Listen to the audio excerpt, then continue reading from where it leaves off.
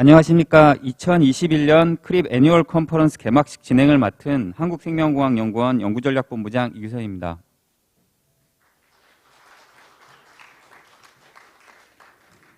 행사 시작에 앞서 내빈을 소개해 드리겠습니다. 시간 관계상 모든 분을 소개해 드리지 못하는 점 양해해 주시기 부탁합니다. 먼저 국가과학기술연구회 김복철 이사장님 참석해 주셨습니다.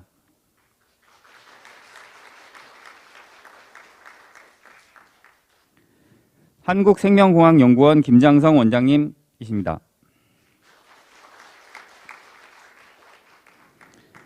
그리고 플래너리 렉처 연사 IVI 국제 백신 연구소의 제롬 킴 사무총장님이십니다.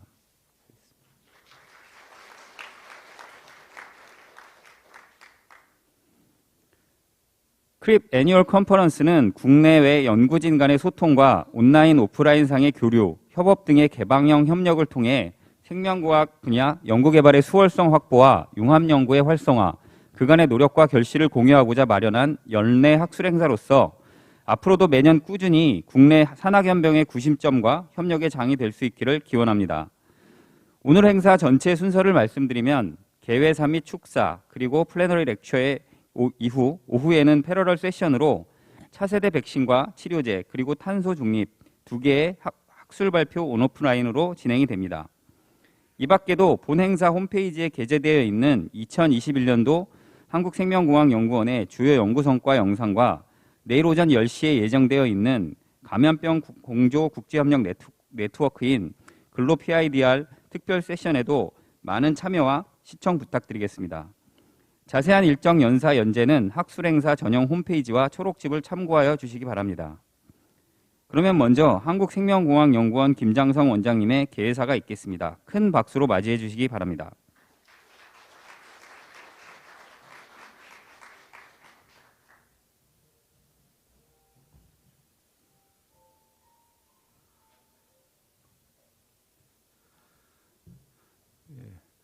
네, 여러분 안녕하십니까? 예, 한국생명공학연구원 원장 김장성입니다.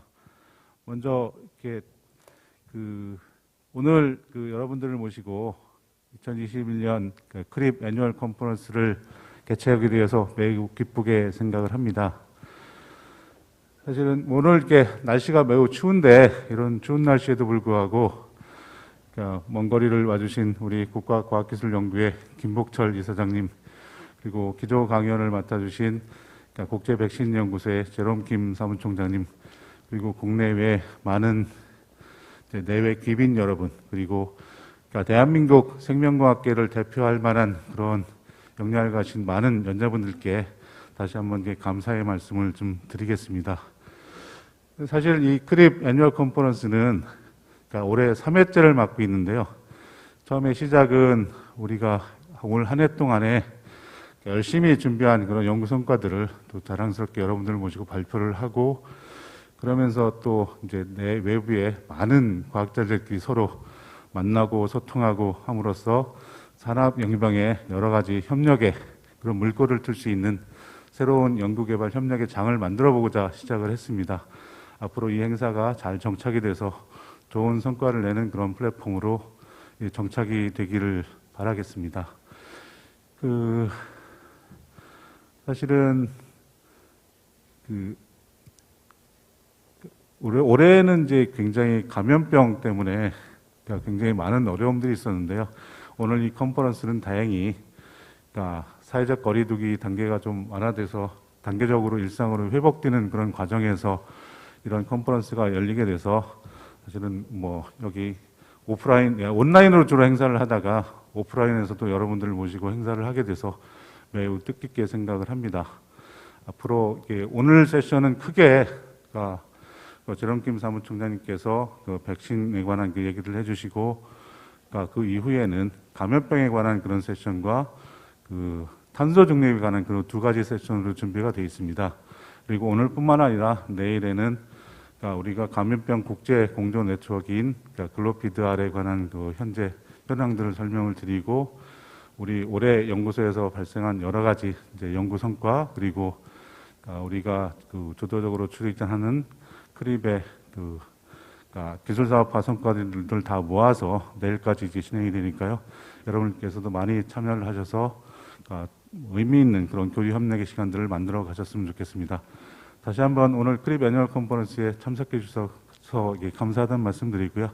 여러분들 가정에 건강과 그 행복이 가득하기를 기원하겠습니다. 예, 감사합니다.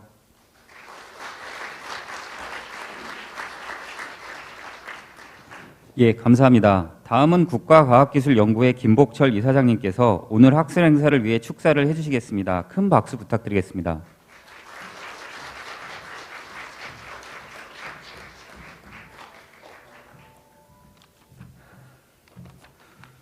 안녕하십니까. 국가과학기술연구회 이사장 김복철입니다.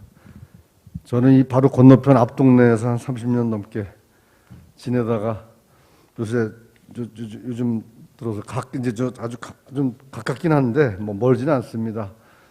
저기도 세종으로 좀 또 장소를 좀 옮겨가지고 지내고 있습니다. 하여튼 항상 제가 여기 근무하는 동안에도 이 이웃사촌이라고 생명료는 또 항상 이 정문을 마주보고 있어서 항상 가깝게 느꼈던 이제 기관인데 오늘 이렇게 또 좋은 행사가 있어서 이렇게 또 찾아뵙게 돼서 기쁘게 생각합니다. 먼저 국가 바이오 경제 구현을 위해서 앞장서고 있는 한국생명공학연구원의 2021 애니얼 컨퍼런스 개최를 진심으로 축하드립니다. 오늘 이 뜻깊은 자리를 만들어주신 우리 김장성 원장님을 비롯한 한국생명공학연구원 관계자 여러분 모두에게 감사 인사를 드리고 또 응원합니다. 오늘도 특히 바쁘신 중에도 오늘 플리너리 렉처를 위해서 참석해 주신 우리 국제 백신 연구소 제롬 킴 사무총장님께도 감사 말씀을 드립니다. 이번 애니얼 컨퍼런스의 핵심 주제 두 가지가 이 차세대 백신과 치료제 그리고 탄소 중립으로 알고 있습니다. 그러니까 현재를 살아가고 있는 우리와 또 우리 미래 세대를 위해서 이 현 시점에서 가장 중요한 아젠다를 두 가지만 뽑아봐라 하면은 오늘 주제 바로 이 두 가지가 될 것이라고 생각을 합니다. 이 두 가지 아젠다는 서로 이게 동떨어져 있는 내용인 것 같지만 또 많은 공통점을 또 가지고 있습니다. 첫 번째 공통점은 이 감염병하고 이 기후변화와 관련된 탄소 중립은 모두 어떤 지역적인 그런 것이 아니라 전 세계적인, 전 인류에게 지금 닥치는 가장 큰 위험 요소라는 것입니다. 그래서 이런 현 시점에서 이런 위기들을 잘 정리하거나 끌어내지 못한다 그러면은 이 부분이 이제 인류 역사와 어떤 크게 관계가 나쁜 영향을 미칠 수도 있게 될 것 같습니다. 또 두 번째 공통점은 이 두 큰 주제가 경제 성장과 또 사회적 위험 그 사이에서 균형을 잘 맞춰야 되는 또 그런 사안이 것이죠. 그래서 경제 성장을 우리가 너무 추구하게 되면은 전체적인 위험도가 또 높아지고 또 위험도를 낮추게 되면 또 경제 활동을 줄여야 하는 이런 어떤 딜레마가 공유되고 있는 주제이기도 합니다. 그리고 이제 이 모든 것들을 가장 심하게 겪고 있는 부분들이 이제 사회 빈곤층들이 또 이제 심각하게 어떤 아픔들을 겪어야 되는 더 많은 고통을 겪어야 되는 굉장히 같은 그 사회적 이슈가 강한 그런 주제들이 되겠습니다. 그리고 이제 한 가지를 더 꼽으라면 이 이슈들이 어떤 한 개의 기관이나 한 나라가 이렇게 해결할 수 없는 글로벌 이슈라는 것입니다. 그래서 이러한 문제의 해결의 실마리는 결국 우리 과학기술자들이 우리의 손에 이 해결의 실마리가 달려있다 하는 것입니다. 그래서 그 우리 인류의 건강과 번영을 지속 가능하게 하기 위해서 이 생명공학을 비롯한 이 과학기술자들의 역할이 지금 어느 시기보다도 정말 중요한 시기다. 그렇기 때문에 그런 의미에서 우리 과학기술이 어떤 과학기술인들이 특히 생명공학, 탄소중립을 주제로 이 어떤 역할, 협력 이런 것들을 논의하기 위해서 모인 오늘 이 컨퍼런스, 오늘과 내일 진행되는 이 컨퍼런스는 너무너무 중요하고 시적절한 행사다라고 좀 생각을 하고 있습니다. 혹자는 그동안 우리 인류는 이 지구라는 행성에 너무나 많은 가혹 행위를 해왔고 이제 그 대가를 지불을 해야 하는 그런 시기가 됐는데 문제는 우리 후손들이, 우리 미래 세대들이 이러한 대가를 더 강하게, 처절하게 받을 수도 있기 때문에 이제 이러한 문제들을 우리가 현 시점에서 해결하기 위해서 최선의 노력을 다 해야 한다 하는 어떤 그런 시대적인 의무감도 우리한테는 사실 있습니다. 그래서 오늘부터 양일간 개최되는 이 컨퍼런스를 통해서 차세대 백신, 또 치료제 개발, 탄소 중립 실현을 위해서 우리가 앞으로 우리 과학자들이 어떻게 협력하고 노력해 나가야 할지 이런 아주 심도 있는 논의들이 이루어지시기를 부탁드립니다. 국가과학기술연구회에서도 이 생명연을 비롯한 우리 출연연들이 다양한 어떤 산학연관하고 협력하고 융합해서 또 우리 인류 전체의 과제를 해결해 나가는 데 있어서 또 선도적인 역할들을 해나가실 수 있도록 저희가 또 역할을 열심히 또 하고 지원을 하도록 하겠습니다. 감사합니다.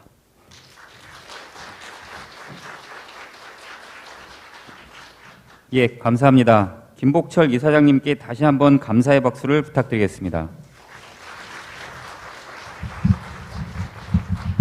이제 플래너리 세션에 강연을 해주실 국제백신연구소의 제롬 킴 사무총장님을 소개해드리겠습니다. 사무총장님은 커리어를 내과 전문의로 시작하셨으며 미 육군 군의관대학 의학과 교수를 역임하셨습니다. 에이즈 백신 개발 분야의 권위자이시기도 한 제롬 킴 사무총장님은 미군 HIV 연구 프로그램인 MHRP의 수석 부책임자를 거쳐 2015년부터는 현재까지 국제백신연구소의 사무총장, 그리고 동시에 휴먼 백신 프로젝트의 과학운영위원회 위원으로 재임하고 계십니다. 그럼 오늘 플래너리 렉처의 연사이신 제롬 킴 사무총장님을 큰 박수로 맞이해 주시기 바랍니다. Please welcome Director General of International Vaccine Institute, Dr. Jerome Kim, with a big hand.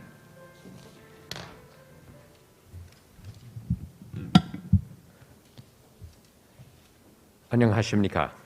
And thank you to Dr. Kim Jong-sung and Dr. Kim Bok-chol, esteemed colleagues. I'm honored to be here today at the Kribb Annual Conference to talk about COVID-19 vaccine development.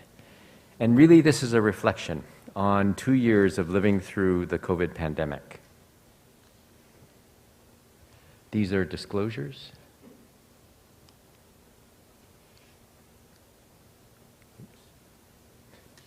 Great.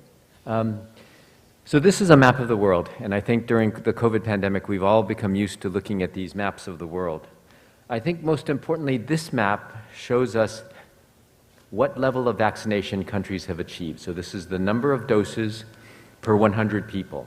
And at green, you're at 100% of the population. Or sorry, there have been as many vaccine doses as there are 100 people. So 100 people, 100 vaccine doses. And so you can see that countries like Korea, the United States, many of the countries in Europe are green. But you can also see that there are countries that are not green. So far, 28 vaccines have been approved by at least one national regulatory authority around the world, and 8 vaccines have been approved for emergency use listing by the World Health Organization. This means that those vaccines can be purchased by UNICEF and other UN agencies for use in global health. These are the data from our World in Data yesterday. 54% of the world has received at least a single dose of vaccine, which unfortunately means that 45.8% of the world still needs its first dose. 7.94 billion doses have been given to date, so that's 8 billion doses, an enormous amount when we consider that for instance, influenza vaccine, usually is made in an annual total amount of 400 million doses. Unfortunately, 94.2% of people in low-income countries need a first dose. And this inequity has come back to haunt us, and we'll go into that in the discussion of the Omicron variant. Oops. Okay. So despite all that success with vaccination, we have still really not been able to put together a set of policies that controls COVID. And you can see here, this is from a German newspaper, the case numbers have increased in 72 countries. You can see here that when Austria ordered its lockdown, most recently, last week, they lost nearly $2 billion worth of travel revenue. And this is the Worldometer coronavirus, and this shows you the different waves of coronavirus, and you can see we're in another wave here, and how Omicron will contribute to that wave is not altogether clear. And today, actually, I just saw the post that Korea reported over 5,000 cases for the first time. So observation number one. From pathogen to vaccine efficacy and proof of 4 new technologies in 11 months is really striking and remarkable, and a real tribute to the ability of science, technology, and clinical researchers, as well as all the volunteers in the studies, to contribute to advancing a vaccine for global health. This is a partial list of the vaccines, and what you can see is actually some of the vaccines that were put together first, divided by their level of neutralizing antibody, so that infection-fighting protein that binds to and inactivates cells. In gray are the vaccines whose neutralizing antibody levels were less than 100, in yellow between 100 and 500, and in green those above 1,000. And you can see that it didn't really matter what the titer of neutralizing antibody was, that we found efficacy with almost all of the vaccines tested, somewhere between 50% and 95%. And you can see the WHO approvals here. We've already talked about the 8 vaccines that are WHO emergency use listed. You won't actually see 8 here. And the reason is that the WHO approved 2 versions of one of the vaccines. And new platforms here are shown there. DNA was never used in a vaccine that was approved before. RNA, never used in a vaccine that was approved before. Chimpanzee or simian adenoviruses, never used in a vaccine approved before. Adenovirus type 26 had been, but only in a single small vaccine with very little use. And then, of course, there's a new adjuvant, which is in the Bharat whole inactivated virus vaccine. So a huge amount of innovation in just 11 months. But that's not it. There's a second and a third wave of vaccines. Actually, some of the results are shown down here. WHO calls them Wave 1. These are the old vaccines. Wave 1A, which are the vaccines whose data we're expecting this year. And then Wave 2, which are the vaccines that are pending, that we really are expecting either very, very late this year or early next year. The important difference is that these vaccines were approved by comparison of vaccine to placebo. These vaccines, by and large, are also comparisons of vaccine against placebo. As we go farther and farther into the pandemic and more doses of vaccine are dispensed around the world, there's an increasing belief that further conduct of trials against a placebo control is unethical. So that the Wave 2 vaccines are often comparison to other active or known comparators. So, for instance, the SK Bio vaccine is being tested against AstraZeneca vaccine. Observation number 2. We've been able to produce huge quantities of vaccine, but quantitative and qualitative inequities in the distribution and use of those vaccines still exist and continue to be a problem.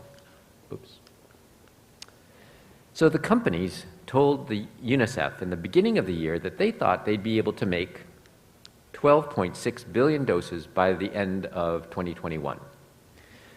In fact, we're a little bit behind that. I mean, we're at the beginning of December and we've dispensed about 8 billion doses. But 8 billion doses is a lot, and in fact, the manufacturers are now making between 1.5 billion and 2 billion doses a month, which is really remarkable. Again, considering that in an entire year, we make 400 to 500 million doses of influenza vaccine.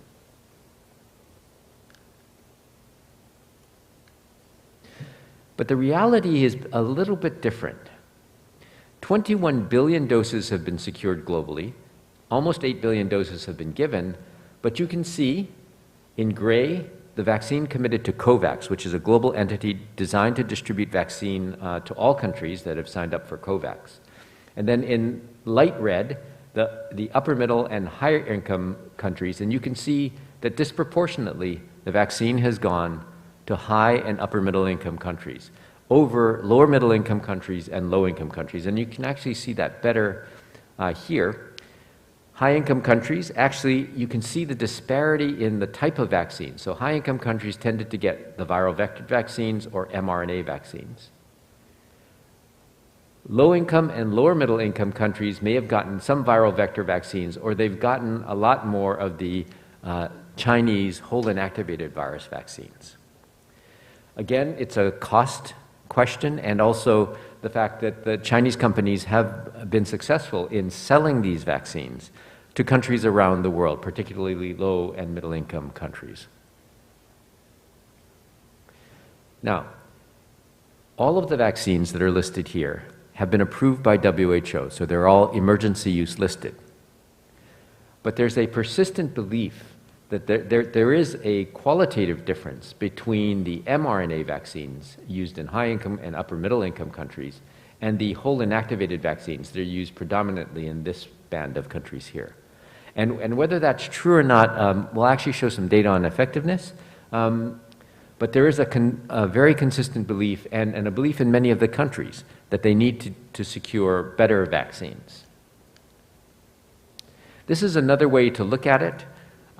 This is the number of committed vaccine doses. So you can see here, the United States of America. In yellow are the vaccines from Moderna. In orange, the vaccines from Pfizer.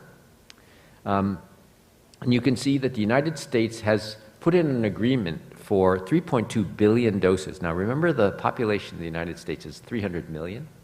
So they've ordered 10-fold excess vaccine. And where's that vaccine going? You can see the US has donated 1 billion doses of Pfizer vaccine to COVAX. Again, it's not there yet, but of the vaccine that they ordered, they have allowed some of that vaccine as a donation into the COVAX mechanism. Unfortunately, that's less common than direct transfer of vaccines from the United States or from China or even from Korea to other countries around the world. The Chinese government made a press release last week that announced that 1.7 billion doses of Chinese-made vaccines have been distributed to 110 countries around the world. And you'll see the figures for COVAX, which is the international mechanism. The Chinese government has been giving vaccine, Chinese companies have been selling vaccine, and yet 95% of people in low-income countries have not seen a dose of COVID-19 vaccine. So, observation number 3 has to do with COVAX, the international mechanism for distributing vaccine, and the promise of universal access. I'm going to use as an example rotavirus vaccine, and it makes the point that historically, vaccines are not equitably distributed. It takes decades sometimes for vaccine to make its way from the countries that invent vaccines to the countries that need them. Rotavirus vaccine was approved by the US FDA in 2006, approved by WHO in 2009, recommended by WHO in 2009. In 2020, over 100 countries had listed rotavirus vaccine on their national formularies. But when you look, 60% of the world's children have not received 3 doses of rotavirus vaccine, 15 years after it was approved. Now, if that kind of deficit existed for COVID-19, there would be millions and millions of additional deaths. But luckily for us, WHO, CEPI, and Gavi formed COVAX, which might be a bridge to near concurrent access to a novel vaccine technology. 192 countries have joined COVAX. 90 countries will receive the vaccine free of charge. COVAX hoped to distribute 2 billion doses of WHO-approved vaccine by the end of 2021, and roughly 6 billion doses have been committed to the COVAX mechanism. 20 to 30% of what countries need, but also enough to vaccinate the elderly and healthcare workers, two very critical populations. But the reality of COVAX has been a little disappointing. Only 5.75 million doses have been distributed to 144 countries up through yesterday.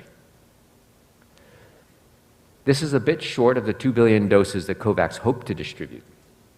And this lack of equity has had three terrible consequences. And in a sense, we're reaping the whirlwind. We are in a humanitarian crisis. In May of 2020, so over a year ago, the Gates Foundation modeling group projected that if there was not equity in the distribution of the first 2 billion doses, global COVID deaths will double. Now, when that prediction was made, there were 431,000 deaths. On the 3rd of November this year, 5 million deaths. Actually, yesterday it was 5.2 million deaths from COVID. So we are living out this consequence. The second consequence is an economic one. This is actually modeling done by the National Board of Economic Review, by the Brookings Institute, and by the US CIA. And they predicted that if there was not equity in the distribution of vaccine, 50% of the cost of the pandemic in 2021 would be borne by high-income countries. And we're, again, living through that as we see stock market values and the cost of goods increase in countries around the world, consequences of our lack of ability to control COVID-19. The final consequence is biological. Failure to control the pandemic generates mutants in those areas where the pandemic exists, mutants that could undermine the efficacy of the vaccines. We saw that first with Delta, which overcame the world starting in the beginning of 2021, and now with the threat posed by the Omicron variant of concern. This just gives you an idea of where COVAX is. Where they wanted to be is in orange. So here, 2 billion doses by December of 2021. This is where they were in June compared to where they wanted to be. They adjusted the predictions and they estimated that they would be here. Now, in November of 2021, we are here. So even these adjusted levels are behind. There are lots of reasons for that. The IMF estimates that the world needs $50 to $70 billion in order to vaccinate 70% of the world's population. The return on investment calculated by the IMF was $9 trillion by 2025. This is the global scorecard. We've actually gone through that already. But you can see that were COVAX to work, it would be an important mechanism not only for COVID vaccines, but it could be a way to bring new technology quickly to children and people around the world. Observation number 4. Remember that there are 8 billion people in the world, that if each of them gets 2 doses, that's 16 billion doses. And how are we going to deliver vaccines universally, that means to everybody in the world, without significant strengthening of healthcare services, particularly in areas with low healthcare resources? So imagine now 16 billion doses plus boosters, an additional 8 billion, plus maybe a new vaccine against variants, another 8 billion. We're thinking in terms of increments of 8 billion doses, a huge amount of vaccine being distributed around the world in order to try to control the implications, to lower the impact of COVID-19. But most countries, and many in low and middle income countries, have difficulty even vaccinating the smaller birth cohort, that is the number of new children born every year. Globally, 130 million children are born every year. We need to vaccinate 8 billion with 2 doses. And that begins to give you an idea of the extent of the problem. Just the logistics, the cold chain would require 8,000 jumbo jets for the first dose of COVID vaccines. Imagine the difficulties with quality assurance and tracking of who got which vaccine in parts of the world where we don't have adequate technical infrastructure. Disposal. So Vaccines, and I don't know if anyone has participated in a mass vaccination campaign, but all those vials and all the syringes and needles and gloves and masks and things that people wear are medical waste. The medical waste from giving 16 billion doses exceeds the weight of 16 billion doses. And where is all that going to be stored in areas where they don't have good access to proper disposal of medical waste? Then there's a problem of personnel. Personnel are very busy, particularly in places that don't have significant resources for health. And now we're going to take people who are going to be working in hospitals, working in clinics, and we're going to be using them to distribute 16 billion doses of vaccine. So there needs to be reinforcement of healthcare services and training of personnel in order to do that. So what we are talking about here has been described as an absorptive challenge. And this is, if you're interested, the Tony Blair Institute actually did a monograph on the absorptive challenges associated with vaccinating 8 billion people around the world. Observation number 5, the diagnostics gap. So you can't fight an enemy you can't see or an enemy that you don't know. And this is one that we are living through right now. This is the number of COVID-19 tests, and I think people in Korea are very familiar, I'm very familiar with having COVID-19 testing done. In high-income countries, this is the number of tests done per 100,000 population. That's in blue. In low-income countries, here what you see is in green. It's barely registrable above the zero baseline. So diagnostics were scaled up rapidly in high-income countries and upper-middle-income countries, but very slowly in the lower-middle-income and lower-income countries. So we are blinded by a gap in diagnostics. And in fact, we see this when we go to do vaccine trials in Africa. As you screen people to find people who've not been exposed to COVID before, we are seeing rates of positivity between 30 and 50%. We didn't know that they were infected, because there was no record of outbreaks or significant outbreaks in sub-Saharan Africa, but we know that they're there.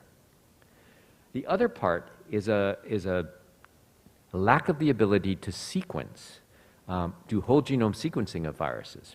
And this became very clear, and I think the best illustration is probably the last GSIAD, which is a global database of whole-length sequences of COVID-19, that came out at the end of November that recorded all the sequences contributed to GSAID over the previous month, so end of October to end of November.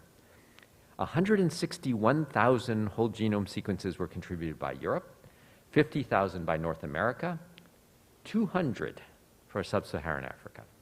Now, in that 200, 10% were Omicron. Now, we have a lot more data on Omicron, and I'll go through some of it shortly, but you really can't fight a pandemic or you can't see, or a variant you don't know about. And it became clear as Omicron emerged that even before they had sequenced the virus in South Africa, Dutch sequencers had identified it in the Netherlands a week before, but it hadn't gotten to the point of concern yet. But now as we know more and more, actually the Omicron virus has actually spread to now 20 countries around the world that we know of. Oops, there we go. And so this shows, these are GSAID sequences from South Africa. This is the spike that is the Omicron virus. It now accounts for almost 40% of the sequences submitted in the last week from Africa. So it went from 10% in the previous month. Now that we're looking for it, additional labs have contributed additional sequences. 40% of the isolates from sub-Saharan Africa are Omicron. It's now the leading variant of concern in one district in South Africa. So again, this virus has a very, very disturbing epidemiological trend. If you look at the mutations, and it depends on whose sequences you're looking at, so sometimes the number is 50, sometimes it's 51, sometimes this is 26, and sometimes it's lower or higher depending on which sequences you're using. But this is just an example, and this is from Ergo, which is a summary of all the research data. This is the alpha variant. You can see the mutations here. This is the beta variant, 6 unique mutations in spike shown in green. the gamma variant, 8 unique mutations in spike, the delta variant, 10. And again, these are all different. These are mutations that distinguish one from the other. In Omicron, there are 26 unique spike mutations. You can see them scattered here. And what do these spike mutations do? So, first the caveats. It's still too early to know whether these spike mutations have an in vitro impact, that is, whether they impact the neutralization tests that we do to see if vaccines are working or generating the right immune response. It's really too early to know whether these actually have a clinical impact, because that always follows behind greater knowledge of where the virus is. But based on previous observations and what we think we understand about the spike protein conformation, there are similar mutations in alpha, beta, gamma, delta, and Omicron that can cause failure of PCR to pick up the virus, that may increase transmissibility, that increase infectivity in cell culture, which actually may be a surrogate for worse disease, and that allow escape from antibodies, particularly some of the therapeutic monoclonal antibodies. So unique mutations in Omicron may increase infectiousness, that is, may increase the severity of disease, may decrease antibody binding, so decrease the ability of therapeutic monoclonals to help people, but also potentially to escape from vaccine-induced immune responses. And then there are a number of unfamiliar mutations. So just as to remember, when we first saw Delta, it's now 30 to 40% more infectious than Alpha, which was already more infectious than the original Wuhan strain. Delta itself was 200% more infectious than Wuhan. And we saw how quickly Delta spread throughout the world. There are data suggesting also that Delta infection is also more severe. So some of the thinking that the early discussion had been maybe things that spread widely, viruses that are selected for their ability to be infectious, will also be less severe. That wasn't the case necessarily for Delta. Although again, we don't have a lot of good data yet. And this is where I think Korea could be extremely well positioned to provide information on the characteristics of spread, on severity of disease, on outcomes from Delta and actually potentially Omicron, although let's hope that Omicron takes its time getting here. So outbreaks beget variants, and variants beget outbreaks. So you have an outbreak, it's kind of starting to wind down, and then you start to see the variants, which then cause more outbreaks. And it's easy to depict in this schema, but here is the emergence of the Delta variant on the tail of a previous outbreak. Here's the Gamma variant emerging from Brazil. This is South Africa. So the Beta variant emerged, then the Delta variant emerged. All the while, there was presumably ongoing activity, again, not well documented. We know that the number of infections and deaths in South Africa is potentially at least double what has actually been reported. So I'm sorry, so this yields the hypothesis. If we control outbreaks, will we control variants? And that's a critical question for the future. Observation 6, science should not stop when the vaccines are emergency use approved. I think most the people who do clinical research and many of the scientists, many of them working at Kribb, are very aware of that. So we have 8 vaccines that are emergency use listed based on short-term efficacy and safety. What's next? Well, there's the second and third wave vaccines, and there's a lot of hope there that these will be better, for instance, for boosters. There's the optimization of booster doses, scheduling optimization of dose, scheduling, and boosters. There's a question around correlates of protection. That is, what is the unique biomarker that tells you that a vaccine will work without necessarily having to do a phase 3 trial? But then, more importantly, what are the correlates of transmission? Is there a laboratory test or a series of laboratory tests that we can find that will tell us that a vaccine will prevent transmission, will stop transmission, as opposed to reduce disease? And then, are there any correlates of durability of protection? And these are very important, and we're still working on them. Transmission. The big deal that we have now is understanding how the virus is transmitted and how vaccines work to prevent transmission. A big question has emerged around effectiveness and whether we'll ever see herd protection. Again, very important questions.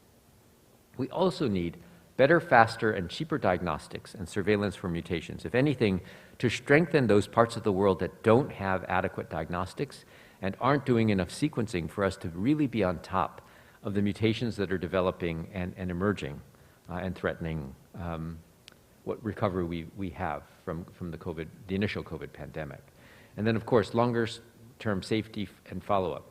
Now, what are we talking about here? So remember that with phase 3 trials, we're looking at efficacy, the protection of individuals. With effectiveness trials, the generation of real-world evidence in populations, we're looking for evidence of direct protection of populations. And actually, the good news is that the vaccines, the emergency use listed vaccines, and many of the others that are not yet at emergency use listing are effective. They reduce severe infection, hospitalization, and death. But what we're really interested in is impact, which is the overall control of COVID through the direct inoculation of certain people and then indirect protection or herd protection of others. And we're not there yet, and we don't understand what it takes.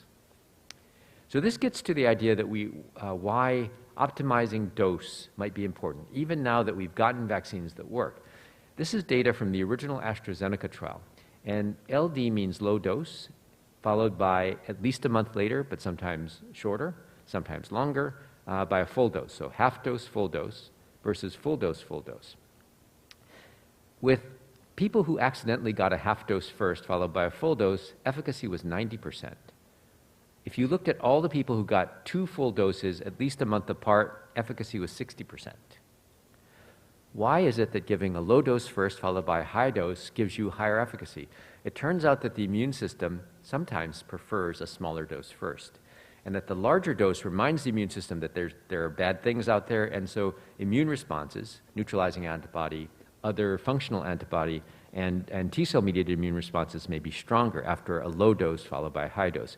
And actually, this is based on experience with other types of vaccines. The other part is, and we've known this for a long time for vaccines, if you give the doses too close together, sometimes you have suboptimal magnitude of the immune response, and that may translate to suboptimal efficacy. So these are AstraZeneca doses given a month apart. Now, with AstraZeneca, they changed their mind after they started the protocol. They were only going to give a single dose. They decided later to give a second dose. So some people got 2 doses 1 month apart. But some people, especially those who had started early, got their second dose at 6 weeks or 8 weeks or up to 12 weeks. And lo and behold, what you saw is efficacy increased from 60% in the people who got 2 doses less than 6 weeks apart to 80% in those people whose doses were more widely spaced apart. So important to remember that we haven't yet optimized the interval between doses either.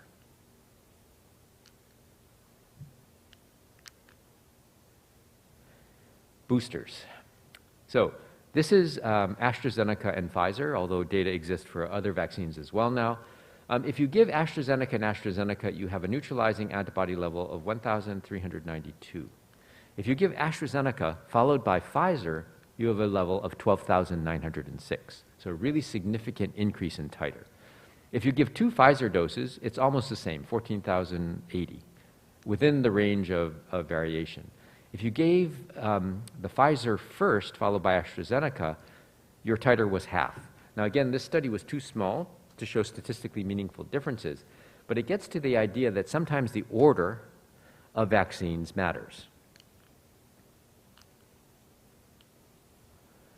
This one is actually a booster study, but what we're boosting is not another vaccine. What we're boosting here is natural infection. So this is the study with a Chinese vaccine called Clover. It's a protein vaccine. It's actually funded throughout by the Gates Foundation and then by CEPI, the Coalition for Epidemic Preparedness Innovations. And what they were very interestingly able to show was that the vaccine had an efficacy against the Delta variant in previously infected persons of 79% and against all variants of 64%.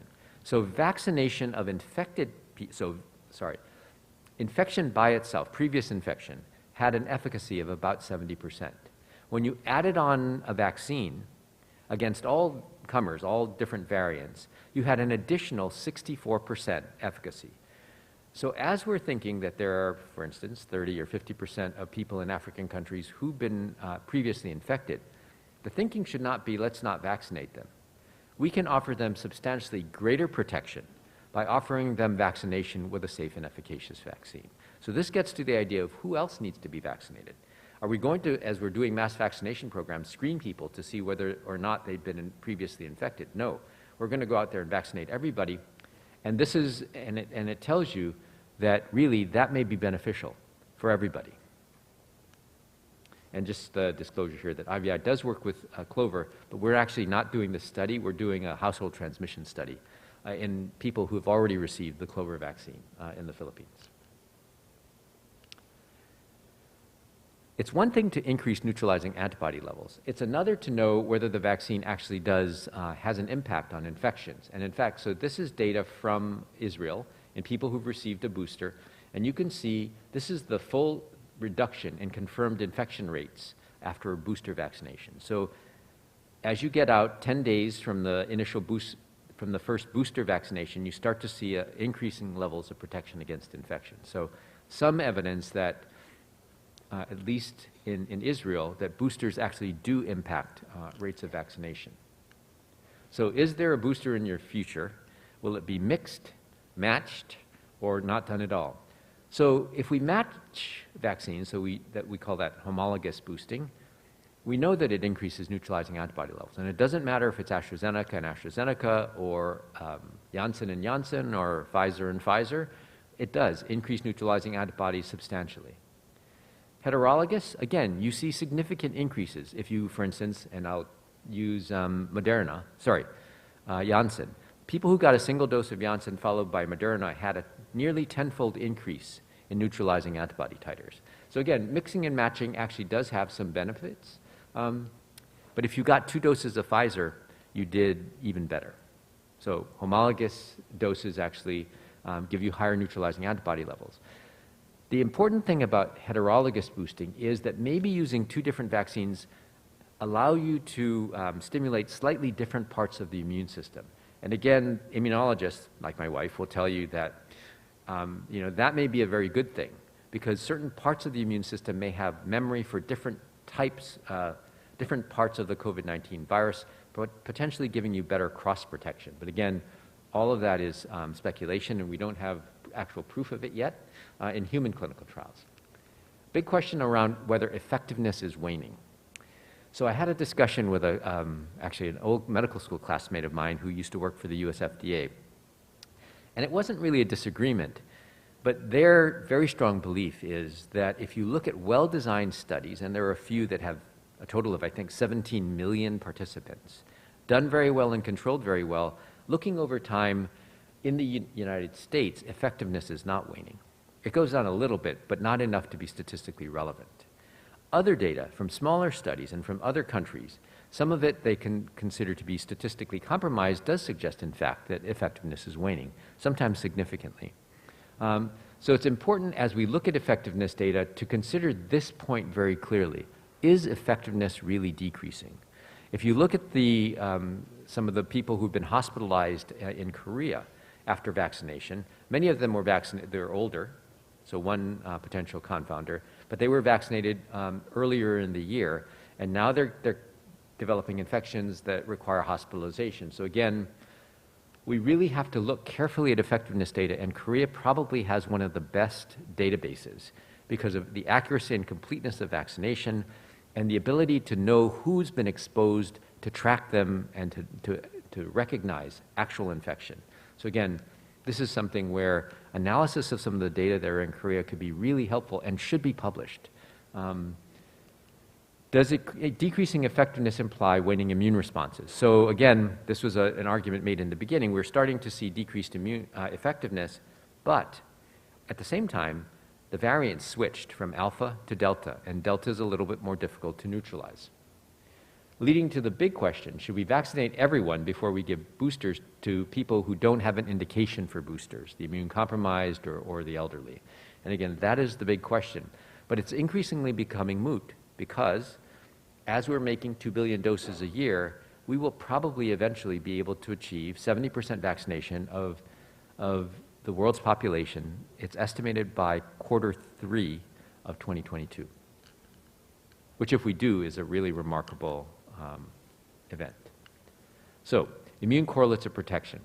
Immune correlate is a laboratory test that is done after vaccination that is predictive of protection against disease in this case. And these are data, actually is very interesting. When you look at the efficacy data from phase 3 clinical trials, you can actually go back to the old phase 2 data, take the level of neutralizing antibody that was identified, divide by the same neutralizing antibody in convalescent serum, and you get a pretty linear relationship between the actual efficacy seen in phase 3 and this ratio of neutralizing antibody over convalescent in phase 2. And that's true for both neutralizing antibody, but also very interestingly for binding antibody. So 2 different classes. This antibody actually prevents viral entry into the target cells of choice. This one actually is all antibody. And it gets to the point that maybe neutralizing antibody isn't the only answer, that there are other things that antibody molecules do other than neutralize that could be very important, for instance, in stimulating neutrophils or polymorphonuclear leukocytes. So there actually have been some papers now describing what a protective titer is. And again, we have to take these, we have to be very careful as we interpret them because they're highly statistically manipulated numbers. But it gets to the idea that there probably is an antibody correlate of protection against disease. Whether that will translate into a correlate of transmission or infection or durability is unknown. Effectiveness. So these are different types of pathogens. You can see SARS-CoV-2 down here. This is the R0 or basic reproduction number, basically the number of people that a single infected person could infect. You can see some of the very contagious diseases like measles or chickenpox here. Actually, the Delta variant of SARS-CoV-2 is probably at the lower end of the chickenpox R0. This is the level of vaccination required for herd protection. This one is speculative.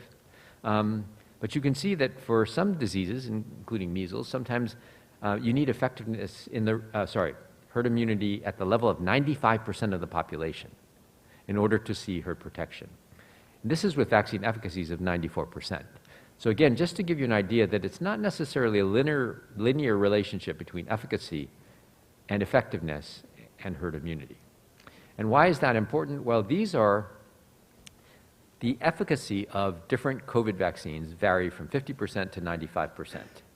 But when you look at effectiveness, we're in general seeing effectiveness above 70%.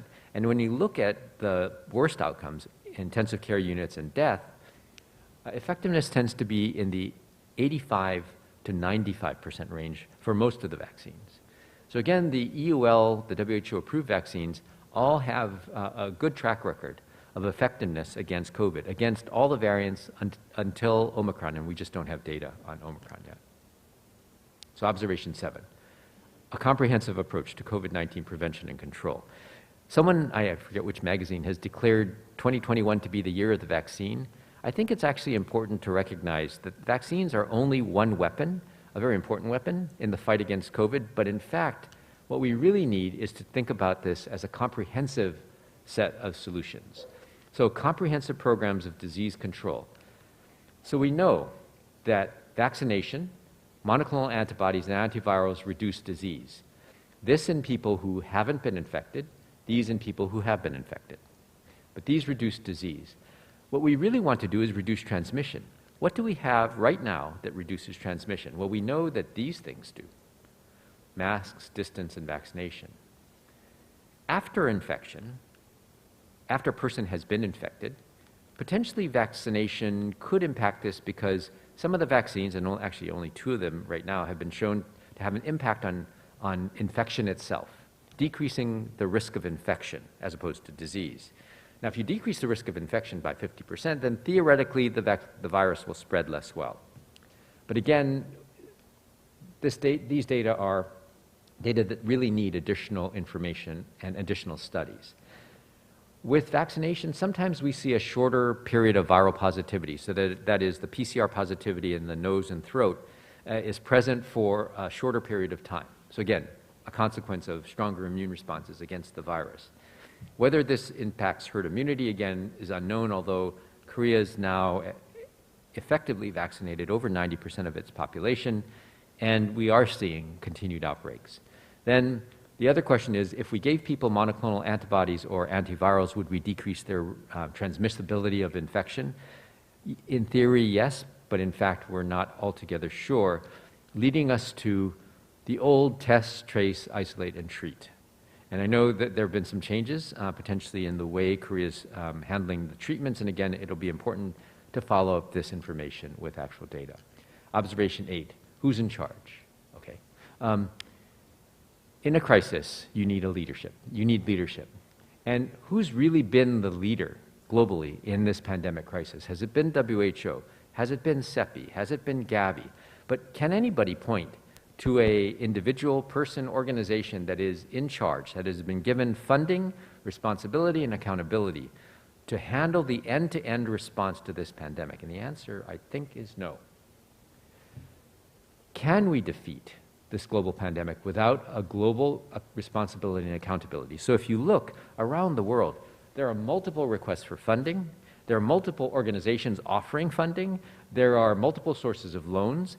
WHO is building an RNA training facility in South Africa at the same time that Moderna and Pfizer are announcing that they're going to build new plants in Africa. Again, you get the impression that people are not necessarily working in a coordinated manner. We have a lot of goodwill, but it's not all necessarily working together. And for COVID to be defeated, we probably need end-to-end unified thinking around what is needed and how to make things run smoothly. So finally, if you don't have leadership, do you have a plan? And if so, who makes it, who endorses it, who funds it, and ultimately, who is responsible and accountable? So thank you very much. You know, IVI decided not to make its own vaccine.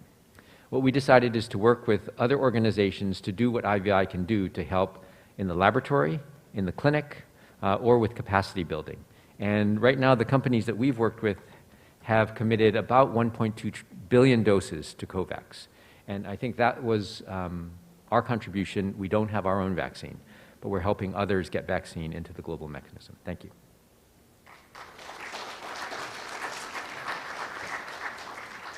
예, 훌륭한 강연 감사드립니다. 다시 한번 제롬 킴 사무총장님께 큰 박수 보내주시기 바랍니다.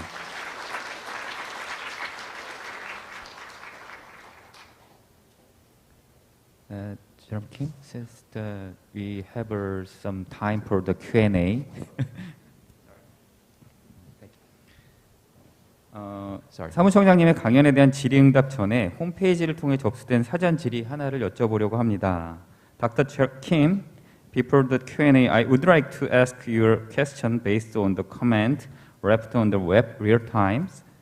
Recent reports have suggested that the COVID-19 vaccine in general lost their efficacy after 6 to 10 months or so upon the completion of the vaccination. Would you mind sharing your opinion on reason why this is happening and what step that we need to take in order to avoiding getting constant booster shots? So that's a really great question, and unfortunately, we need to do a lot more research. I think it might be really important to understand that, you know, when we develop a vaccine in 11 months, we had safe and efficacious vaccines. They do work according to all the criteria that we use to judge vaccines under normal circumstances. But for instance, now coming out of HIV vaccines, we were always concerned about the fact that immune responses to our vaccines dropped off very quickly. And what we do know is that if you space the boosters out as much as possible, that you tend to get much higher responses that last a lot longer, that are more durable. Now, will that be the case for COVID vaccines? Again, we don't know, but it might be important to start testing that, particularly in countries that have very good control over vaccination records.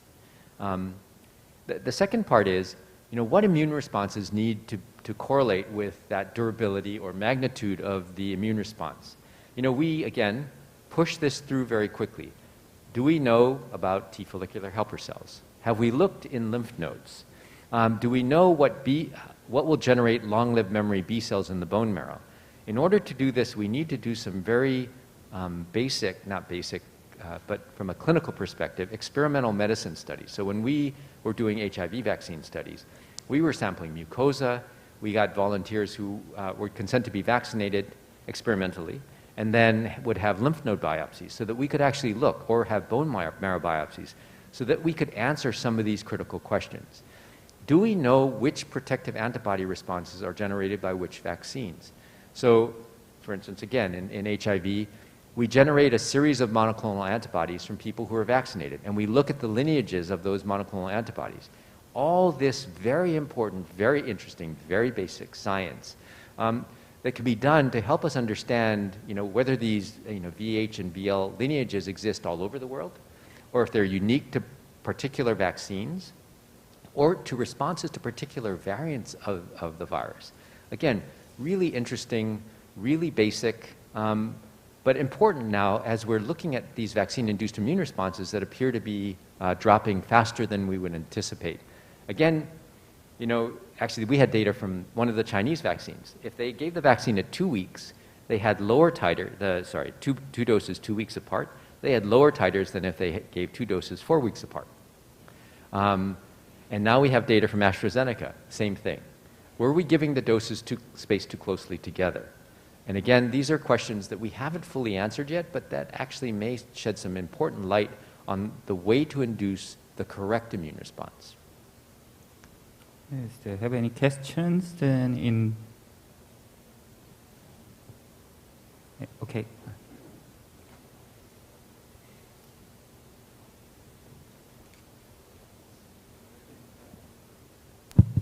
Dr. Kim, it's an honor to attend your talk, and I really enjoyed all of it.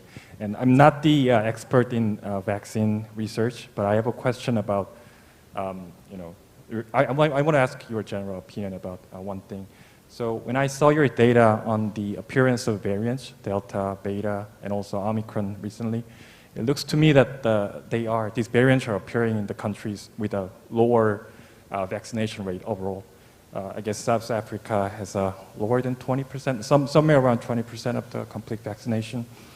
Do you think that this kind of appearance of variants in this lower vaccination rate will sort of act as a, encourage the more distribution and logistical support for, giving boost shots and vaccination to those countries? And do you have any plans for using that as a momentum to, to distribute the vaccination in those under-vaccinated countries?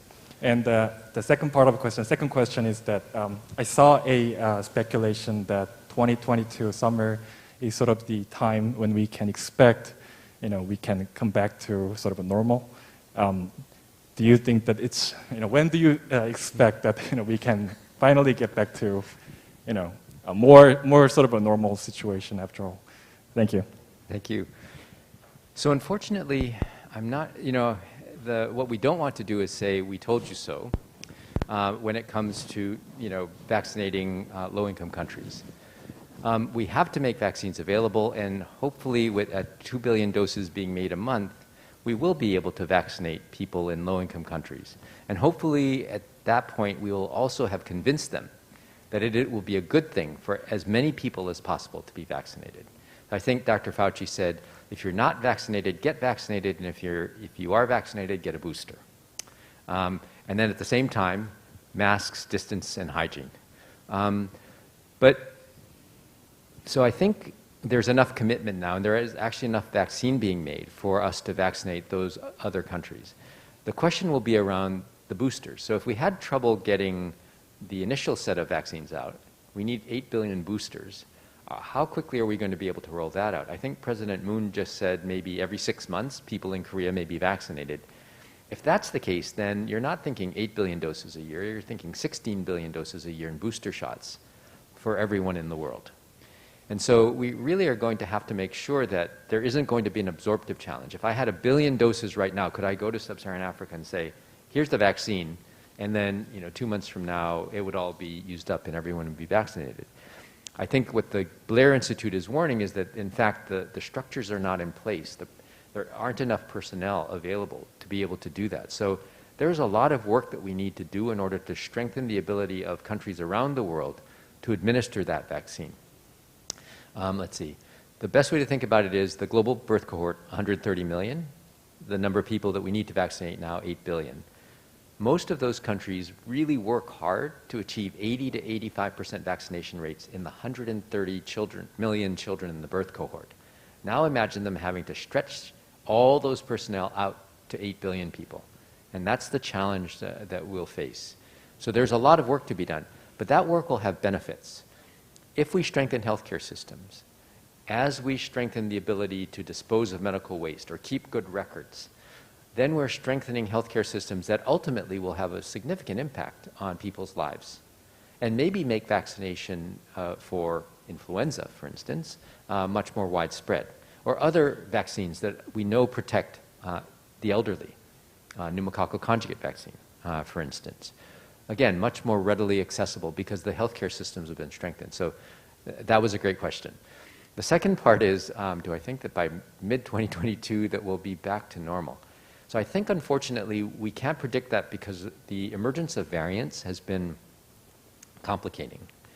And our inability to control or understand transmission or how to block transmission is actually going to be a major issue.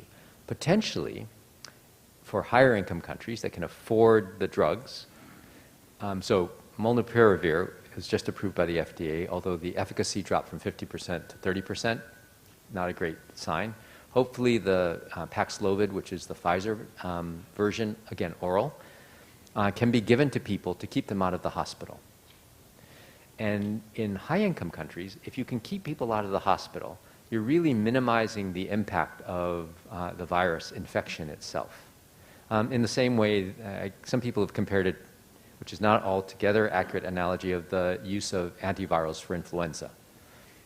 But again, there are increasingly comprehensive options that include vaccination, tracking and isolating people, and treating them to keep them out of the hospital. So, I mean, you see this in Korea. I mean, we're now at over 80% ICU capacity, which is very worrisome for many people.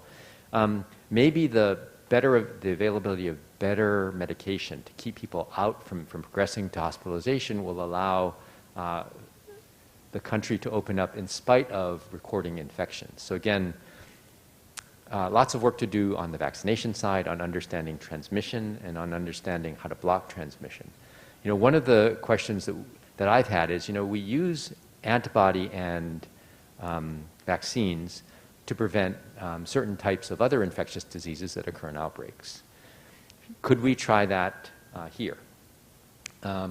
Because in Korea, in fact, I see a case and then you track all the people that they may be related to and document whether they've been infected. So could we use that tracking system as a way to test whether the use of vaccine or the use of an antiviral agent in contacts will allow us to lower the risk of transmission? So again, I think there are lots of very interesting opportunities, and Korea is really an ideal place for this because of the ability to know exactly who's been infected and to document it. So, sorry. Yeah, thank you. Yeah, Jay.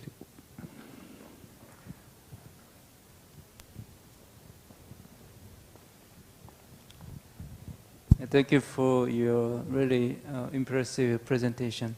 So at the end of your presentation, your comments on leaderships is very touching for me. So I mean, I think everybody understands there is a big bias between LMIC and high-income countries, and also the vaccine distribution is always a problem. So I think you raised the issues, but still there are a lot of the problems, because if the United States got leadership or China got leadership, still has problems.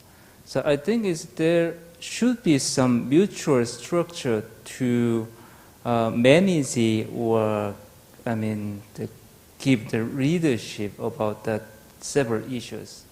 So I think without those kind of leadership, it can be solved the problem of those kind of bias. So what do you think of is it possible to make this kind of mutual structural leaderships? So that's a good question. And sometimes it takes one of the major powers. So one of the G7 countries convincing other G7 countries to commit to something. For instance, in the middle of all those wars that the United States got involved in the early 2000s, George Bush launched the President's Emergency Program for AIDS Relief. And if you look at the number of deaths from AIDS from 2005 onward, it drops steadily from 1.8 million to 700,000. The impact of a very brave decision to commit $5 billion to $7 billion a year to provide low-cost antiretroviral drugs to HIV-infected people around the world. What we need is a similar kind of commitment, but it takes somebody with a vision who's willing to talk to other leaders, who's going to get consensus around, for instance, giving WHO or an organization, maybe not WHO but attached to it, that is responsible to the funders for the complete activity of COVID-19 control, for the distribution of vaccines, for the prioritization of who's going to get vaccine now, for the distribution of diagnostic kits, for making sure that sequencing is done and done correctly. Maybe that same organization can start the process on a digital passport. So I was in a discussion last night on these digital passports, and the difficulty that we're seeing in leadership is actually also found in this passport question. Are you going to join the European Union with its COVID certificate, COVID pass? The 27 countries of the EU are, and then an additional 20-something countries have accepted the EU system and are joining onto it. Is this the wave of the future? And is this the beginning of a multilateral collaboration that will bring some agreement? But it's only a small part because, travel is not necessarily the biggest problem here. But it gets to the idea that in order to do this, you need leadership. And maybe it'll come from the European Union, or maybe from Germany, or maybe from the United States or China. Or it could come from the countries in G20 saying, this is a problem. We need leadership. We need to have a person we can go to, a group that we can go to that has been given the funding and the authority and the accountability and is responsible to us for making sure that this works. And at this point, we haven't seen that. What we have are people who want to help. They're all getting together. They're just not working together. It's a little bit frustrating because there's a lot of goodwill. There are a lot of really remarkable actions, but they're just not all, if you're putting out a fire, you want everyone to work together. So again, I think that's probably one of the best analogies, that we have a lot of people who want to help, but we're not all pulling together. Yeah, thank you once again, the great talk to us. He gave us the big message to us, and then we have to plan to make taking the booster as soon as possible. 이것으로 오전 개회식을 마치고 기념 촬영이 있겠습니다. 네 분께서는 올라주시겠습니다. 그리고 다시 한번 그 좋은 강연을 해주신 제롬킴 박사님께 큰 박수 부탁드리겠습니다.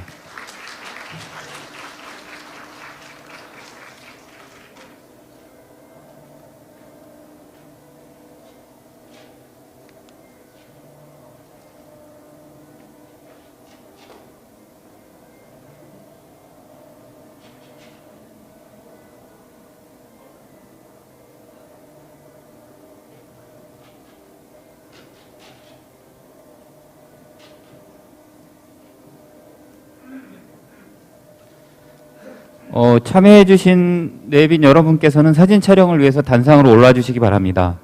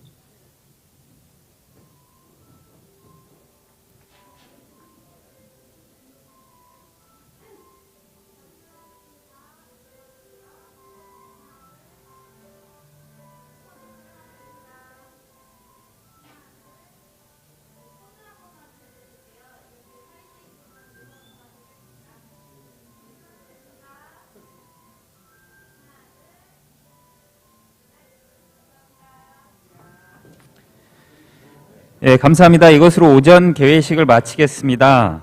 이후 1시부터는 이곳 강당에서 세션 A 차세대 백신 치료제, 그리고 본관동 대의정에서 세션 B 탄소 중립 순서가 오늘 시작이 됩니다. 역시 많은 참석 및 시청을 바라며 다시 한번 오늘 오신 모든 분들께 감사의 인사를 드립니다. 감사합니다.